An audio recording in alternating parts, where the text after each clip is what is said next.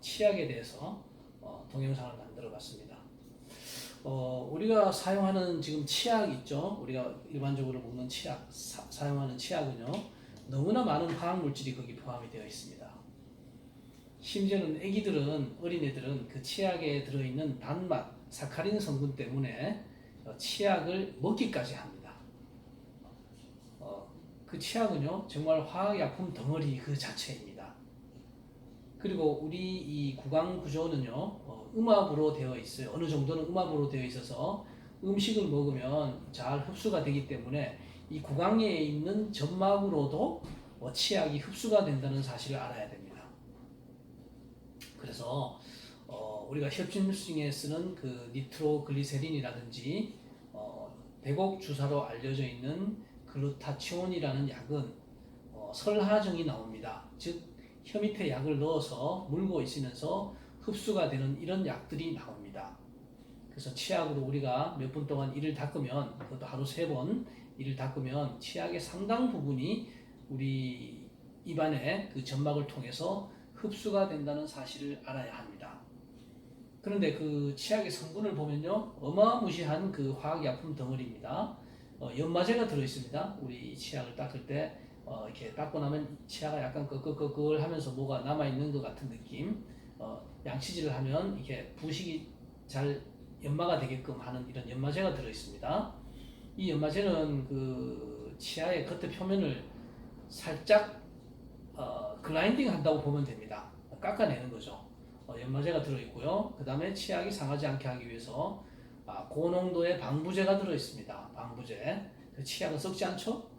그 다음에 수분제가 들어있습니다. 물기를 주기 위해서 수분제. 그 다음에 치약의 그 향을 내기 위해서 화학 성분 덩어리인 방향제도 씁니다. 그 다음에 치약에 있는 균을 죽이기 위해서 살균제도 씁니다. 이것은 마치 우리가 가습기 살균제로 문제가 된 적이 있는 그 살균제 성분과 유사한 성분이 치약에도 들어있습니다. 그런데 우리가 가습기 살균제는 호흡을 통해서 바로 폐로 들어가기 때문에 문제가 비교적 빨리 나타났지만, 치약은 이 잇몸을 통해서 서서히 흡수돼서 혈액 속으로 들어가기 때문에 호흡기를 통한 것처럼 그 급격한 반응은 아니지만 화학약품이 혈액 속으로 돌아다닌다는 것을 생각하면 끔찍하기 그지없죠. 이런 살균제가 들어있고요. 아까 얘기했듯이 치약의 그 단맛을 내기 위해서 사카린 성분을 치약에 넣고, 그 다음에 치약을 우리가 치카치카 하면 거품이 나죠. 이것을 계면활성제라고 그러죠. 비누와 비슷한 계면활성제가 또 들어있고, 또 희귀하기 위해서 표백제가 들어있습니다. 자그마치 10가지에 가까운 이런 화학약품들이 치약 속에 들어있어요. 심지어는 치약이 얼지 않기 위해서 부동액도 넣는다고 합니다. 그래서 이렇게 여러 가지가 치약이 들어있는데요. 이 치약을 가지고 우리가 치약을 닦으면 잇몸을 통해서, 이 점막을 통해서 치약 성분이 흡수된다는 것을 알아야 하고요. 이러한 치약 때문에 우리가 구강 질환에, 잇몸 질환에 오히려 원인이 된다는 것도 알아야 됩니다. 제가 다니는 유명한 치과 원장님은 치약을, 현재 쓰는 치약은 쓰면 안 된다 하고 말씀을 하시더라고요. 저의 이 치약의 문제점을 제가 제시를 하니까 100번 공감하면서 지금 치약은 문제가 있다 이렇게 말씀을 합니다.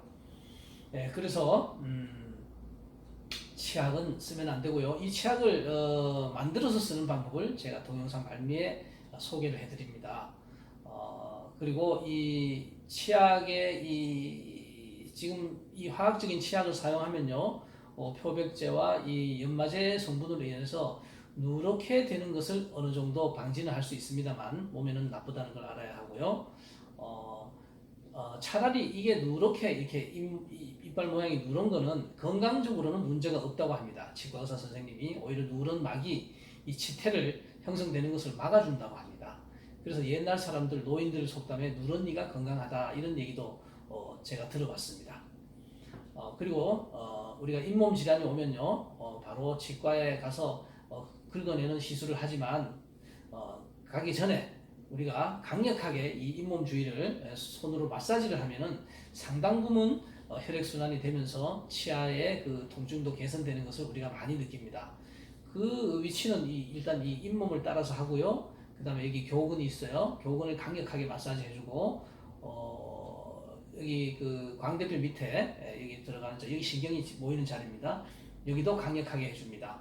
벽은 광대뼈 밑에, 그 다음에 잇몸들, 그 다음에 이 귀 옆에 여기 이제 혈들이 있어요. 태양혈도 있고 이 경혈들을 강하게 작용합니다. 여기서 이렇게입니다.